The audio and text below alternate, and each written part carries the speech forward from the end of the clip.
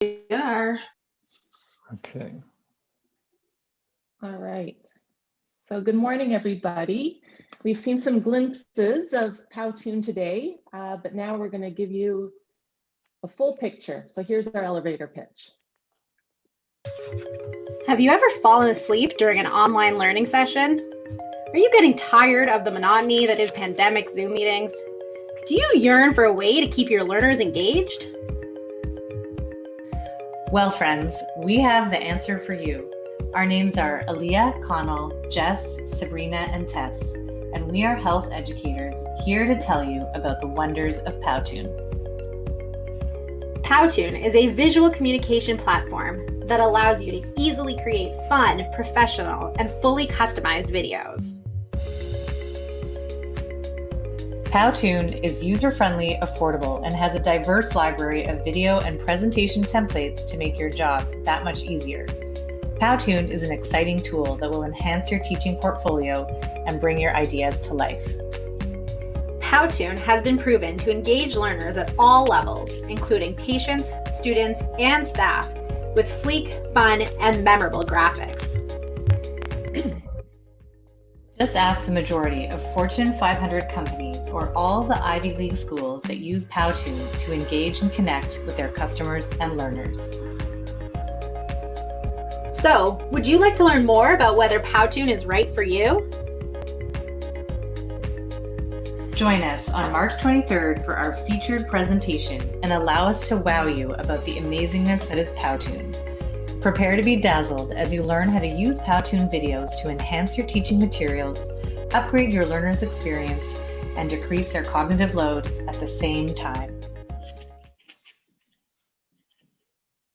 All right, so while we are going to be merging into our teaching for today, I want to ask that we start thinking about what we like about using animated videos for educational purposes. And I'm really so happy that I think we are at least sold to 25% of our viewers today, because I saw Group B actually using Powtoon for their video, right? So they already would have mastered it. So it's just to get them out the 75% off you guys. So here we go.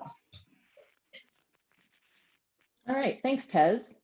So welcome to our presentation about Powtoon. Just a few rules of engagement. If there's any questions during the presentation, please put them in the chat and we'll be monitoring as we go.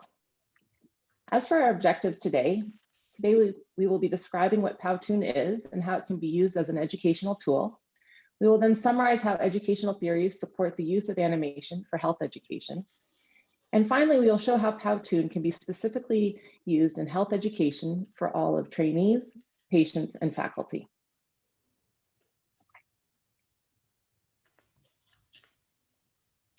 You're on mute.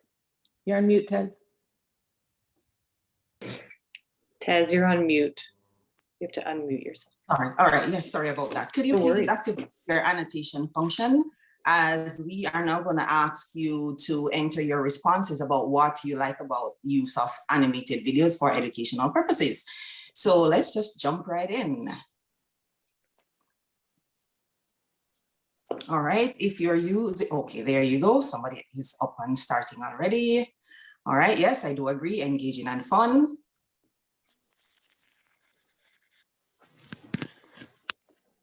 You can also use your stamp function as well. You're not on video, yes.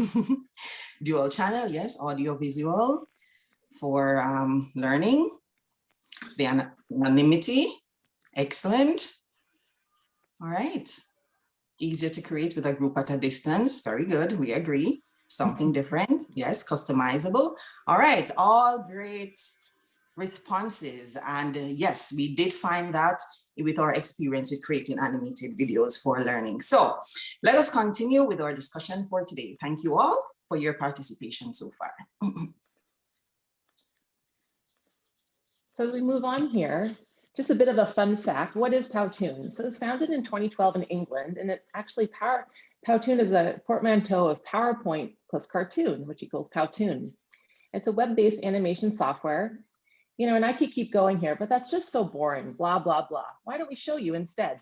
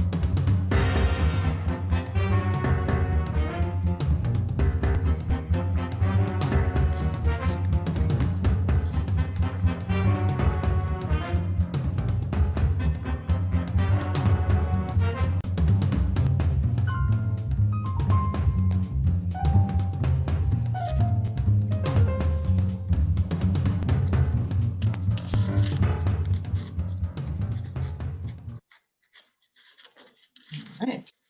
So now, when thinking about all of our favorite things, educational theories, and how you can apply these to Powtoon, well, there's a number of educational theories that we came across that really felt applied to Powtoon. Lots of them we've read about earlier in this class and some of our other classes, such as behaviorism or cognitivism, which focus on observing the learner stimuli and asking them to be creative, as well as social constructivism. But what we felt really was truly the most important educational theory to apply to Powtoon was that of cognitive theory of multimedia learning. This theory was developed by the cognitive psychologist Richard Mayer, who developed it to explain how to build effective multimedia content. And he explained that we consume both sound and images through our sensory organs, our eyes and ears, and create both a verbal and a visual model in our working memory. And then we combine both these models alongside previous knowledge and commit it to our long-term memory. Central to his theory are three assumptions. And these three assumptions are the dual channel assumption, the limited capacity assumption, and the active processing assumption, which we've all read about and learned about earlier in this course. But really what it all comes together, as we've talked about, is how do we minimize cognitive load? And specifically for our purpose, how does Powtoon minimize cognitive load?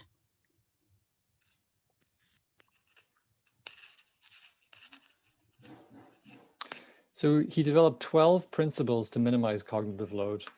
And why do we want to reduce cognitive load? Well, cognitive load is basically our working memory's capacity to hold information. And importantly, it's fixed.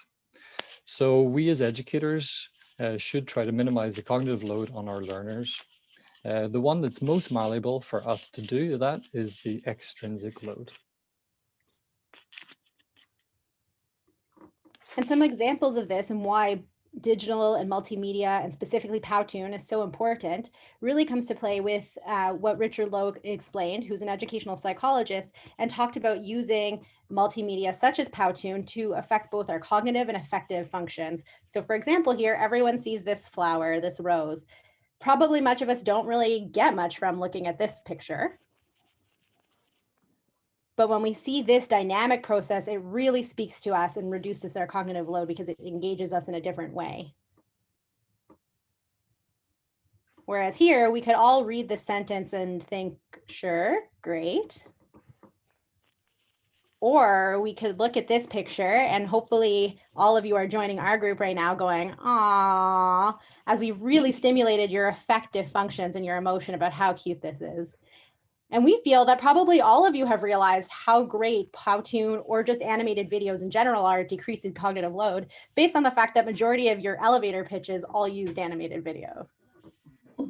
So, does animated video actually enhance learning in healthcare education? And how can Powtoon be adapted for some of our specific populations, such as patients, trainees, and faculty? First, we'll start off looking at how Powtoon can be used for patient education. Health literacy for patients is essential as they negotiate the current medical landscape.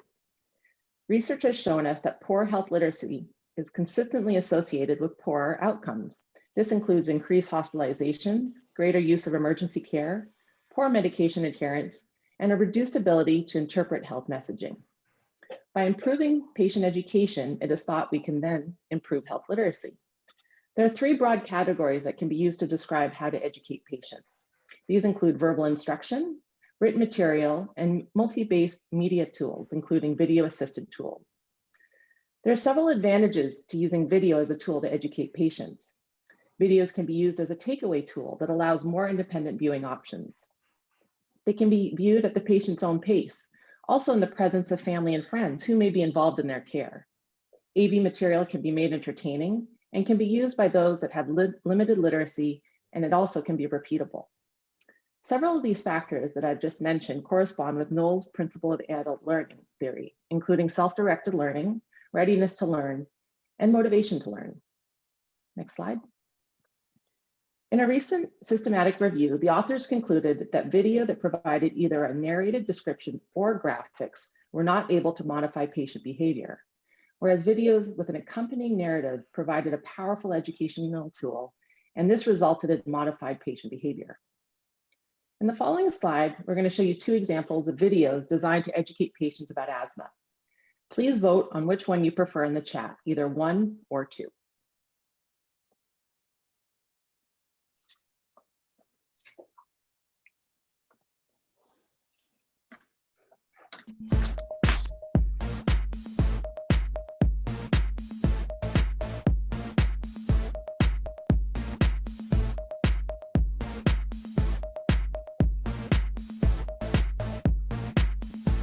An asthma attack.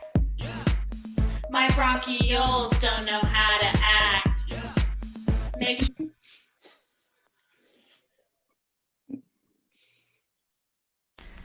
Hello and welcome. Today we'll be talking about asthma education for the new asthmatic.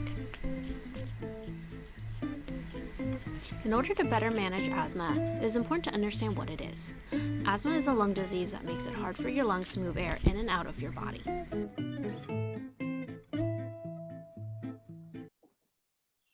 Please go ahead and vote.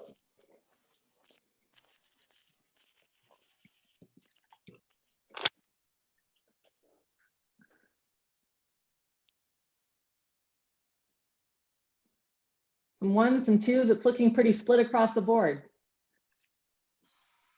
So it's interesting to see, despite the coordinated narrative in number 2, the parody scene in number 1 is somewhat appealing. Thanks for voting, guys. Okay, so what about Powtoon for our trainees and learners? And I think it's important to note that our landscape is evolving, especially this year. And the power of the flipped classroom and blended learning has really become magnified and perhaps even actually essential.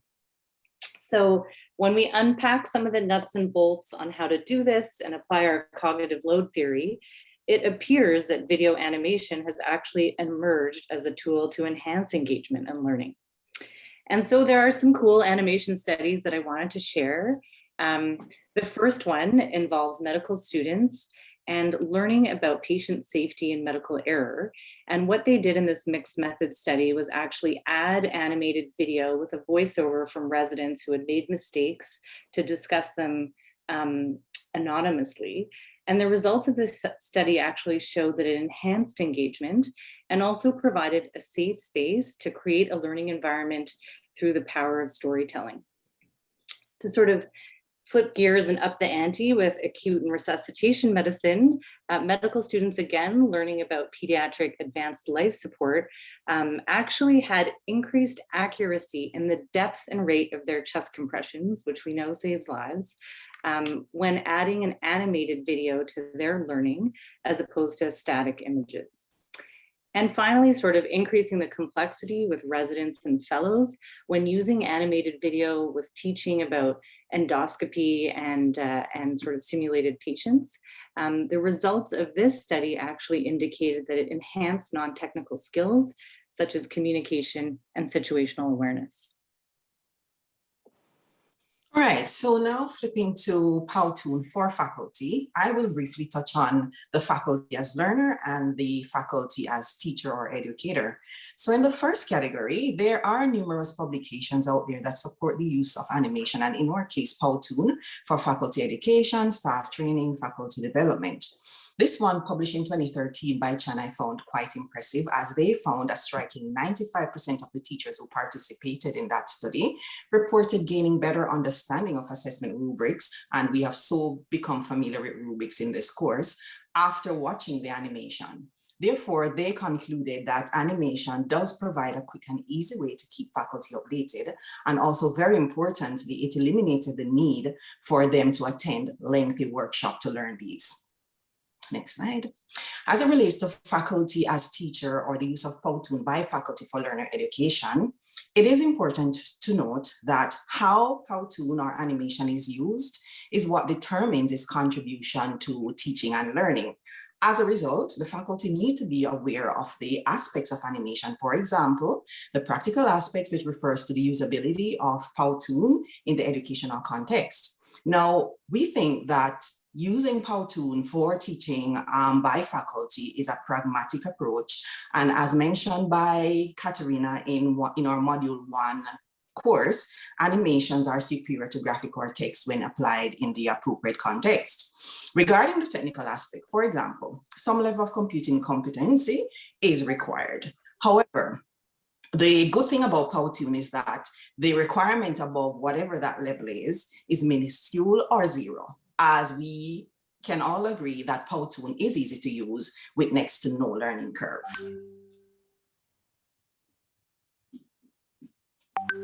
So I hope we've been able to convince you that Powtoon is both user-friendly and accessible, and it's supported by multiple educational theories, and it's also flexible enough that it can be applied broadly to lots of different domains within health education. So, as we come to the end of our presentation now, we want to hear from you guys. So take a second, write in the chat, tell us, do you see yourself using Powtoon in the future? And maybe an example or two that maybe you could see yourself using, whether it's trainee, patient, or faculty education that you can think of.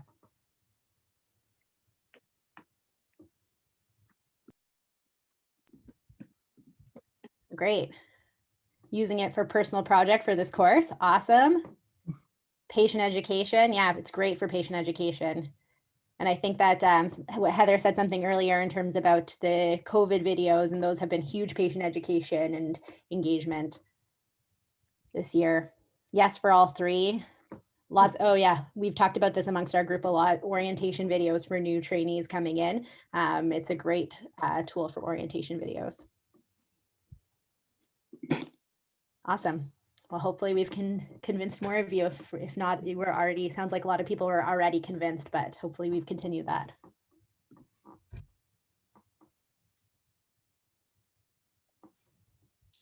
All right, so we thank you for your feedback so far and your participation. You see displayed on your screen QR code. We are asking that you scan this with your phones and fill out our evaluation, because no presentation or initiative is complete without having some form of feedback to the persons who made this, so we can continue to improve. Thank you very much so far for your participation and contribution.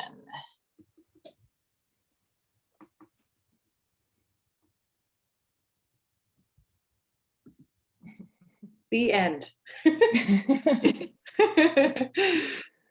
Amazing job, guys. That was very really well. neat. Very Yeah, well. good job. Yay. Never know how to do the clapping online.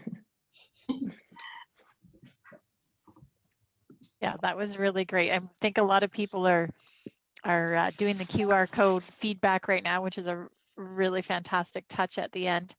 Maybe while people are doing that, we'll just open it up to the feedback section. So for the group who did the presentation, how did that feel for you? What went really well, as expected? What things might you do differently next time?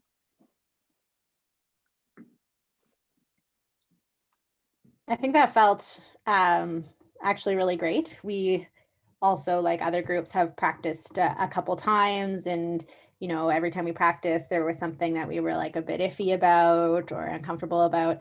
But I personally actually feel like that was our smoothest run. And I don't know, I think it's probably a mixture of excitement and adrenaline and everything. And we're also really passionate about the topic, so that helps.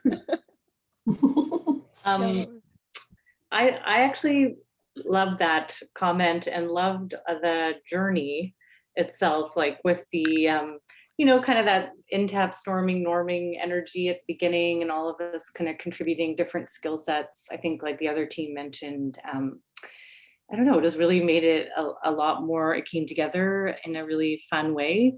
On a personal note, I had a lot of enjoyment learning about the audio recording and learning how to do that with the sound and video, especially after that lecture. So I thought that was kind of a personal highlight, but probably the teamwork was the best part. Mm-hmm. And what I found quite amazing about this group dynamic, or what the interplay was with the group, we never once met face to face because of the current situation. But we managed to pull this off, all from with very many miles in between, and in the end, yeah, it did come together, quite more than we had expected. So yeah, this was a good experience.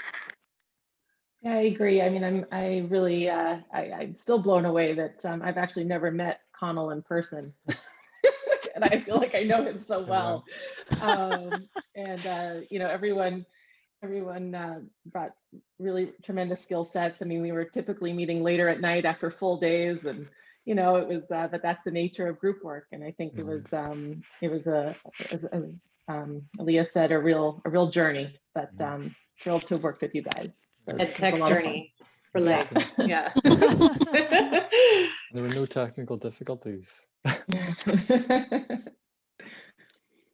I'm not sure if I said it to you guys or not, but I was presenting at a tech panel a couple of weeks ago, and there was 4 of us on it, and we didn't know each other's presentations, and 2 of us used the exact same quote, which is, Wow. If you want to get there fast, go alone. If you want to go further, go together. Mm-hmm. And I think it's so true in an online environment. The learning that we do together might take a lot longer, but it's so much richer in the end. It's worth the time and effort. And yeah. So amazing job, guys. Okay, we're going to open it up to the floor then. Heather, who's that quote by?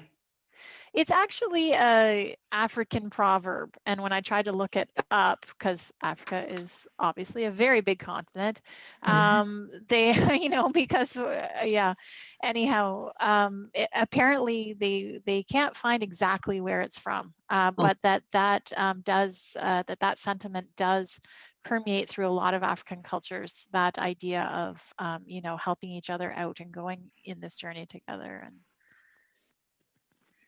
And okay, so we're going to open it up to all the other groups then, in terms of feedback. What resonated with you? What made you go, "Ooh, yeah, I'm going to use that for a future presentation of mine," or any constructive feedback or anything? Oh, I've got a few hands up here. Sorry, Melody, I think you were first. I can't remember.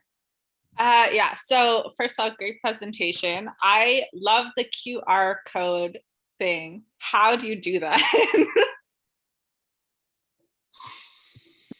I think you can speak to Sabrina afterwards, because it was the behind that part. That's become that's my little yes. I mean, I have to thank Ed Tech for that. As part of my little project, it's actually quite straightforward, and I'd be happy to send you the link. Yeah, that'd be great. Yeah, QR codes are super easy to embed. It's literal. There's lots of sites that do it. You literally put your URL in, and it gives you that image, and then you cut and paste that image into your presentation for people to link out. Just make sure that, because there's a lot of people who've never done a QR code before. So similar, I think, feedback to a lot of the groups in making sure that you've got instructions on how to do it. Open your camera, take a picture, click on the link, that sort of thing. Otherwise, I find some people can get really frustrated and lost. The other option to do that I often do too is, you know how, so you'll put the QR code, but for those people who just, their phone doesn't recognize a QR code or they just can't figure it out, you can put the link underneath, and if it's a lengthy link, use something called Bitly or Owly. So just Google Bitly, B-I-T-L-Y, and that'll take a lengthy URL and shorten it down to a very short one that you can put there for people just to type in. And Christine, I think you're next. I was gonna say, I thought you guys did a really good job of transitioning, and it's really struck me today how if we were in a classroom, the awkwardness of having 3 or 4 people present, like switching places at a lectern and turning things on, like it doesn't translate. So it's actually quite unique to doing it on this type of platform, and it allows for different voices and that sort of thing, which I thought you guys utilized really well. Thank you. Yeah. Thanks. Fang. Oh, Fang, you're muted. I also thought that was a great presentation, and I really like you use a lot of videos to really illustrate, animate a video to really illustrate your point. So that was a lot of fun. So I just have a question. When you do your literature review, did you come across of any kind of the contents or the length of the duration of the video that's most appropriate with the animation? Because I was thinking I don't know if it's if I'm doing like a very serious scientific presentation. On one hand, like using cartoon can definitely make it more engaging. Usually, those very serious ones, you kind of fall asleep after 10 minutes. But then on the other hand, like I don't know if there's any study on it to say how is the audience acceptance. When you're doing like very boring pathology topic, like Bang. I didn't do, I don't know maybe specifically, but I did come across some literature that that sort of maybe discussed some of the limitations of animated video, and one of the things was perhaps like really in-depth stuff, and depending on the level of expertise of the person watching. So it kind of had to sort of match those things. So I think there are some inherent limitations to animation, and perhaps in sort of really in-depth, sort of high-level expertise type stuff, I'm not sure. But that was sort of one article I came across. I'm not saying I don't think it can be done, because maybe it'd be cool and different, but yeah, I think probably a perceived limitation. I also think with respect to timing, in general, the literature and the data that's out there, it's not very different. Like it's still a video, it's still an observer or a learner watching it. So it's not very different from the other videos we've spoken about throughout this course in terms of sort of like that, by that 3 to 5 minute max, because you've lost your learner at that point. So as it's still good for presentations and education and all of that, but it's the idea is it's still meant to be more of a brief sort of learning module, or having, what we've seen on some other places, multiple videos that you could watch throughout to have different small little snippets of things to make together an entire course or to make together an entire lecture here and there. But it's similar to the data on the other videos. And in general, people say no more than 2 minutes for a video, or you'll start to lose your learners. It's hard to make everything in 2 minutes, but any other feedback? Maybe we'll move on to instructor feedback then. Tamara, do you want to go first?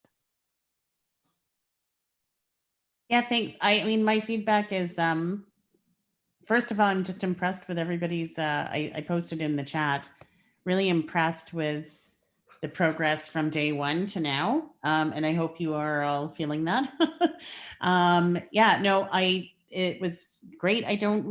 There was only one point, I think, in the presentation where I was just confused. And it along the lines of cognitive load, like when the videos were side by side, it was a little bit tricky for me to follow that, if that makes sense. I don't know. Do you know what I'm Yeah, talking? I think I know what you mean, Tamara, when you had the two videos up and you're like, which one do you look at first? Because you were kind of waiting for them kind of to both go at the same time, or I don't know. Something like that. But I mean, it was, it was great.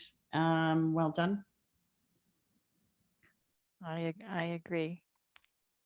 Oh, okay. And I think one thing you guys used really well was humor. I think it was hilarious, Sabrina, when you started having your slides and using technical knowledge and then just like, blah, blah, blah, let's go straight to a video. And that's really effective. It's kind of like switches things up and definitely got everyone's attention. I thought that was really cool. Yeah. And it was almost like a play within a play too, Mhm. because you were like, blah, blah, blah. Let's show you a Powtoon video of all of this. So yeah, I really liked that. You started off with some great communication rules, put it in chat if you have any questions. There's a really nice flow. You incorporate a lot of things, including theory. Loved the QR code at the end, fantastic touch. I like how you did voting using chat, really great, as opposed to putting up a poll, which takes a lot longer and you have to wait for it. And, there's pros and cons to both, but that quick polling within the chat, very brilliant. The only constructive feedback I would give is just you use Kat's visual, which is fantastic.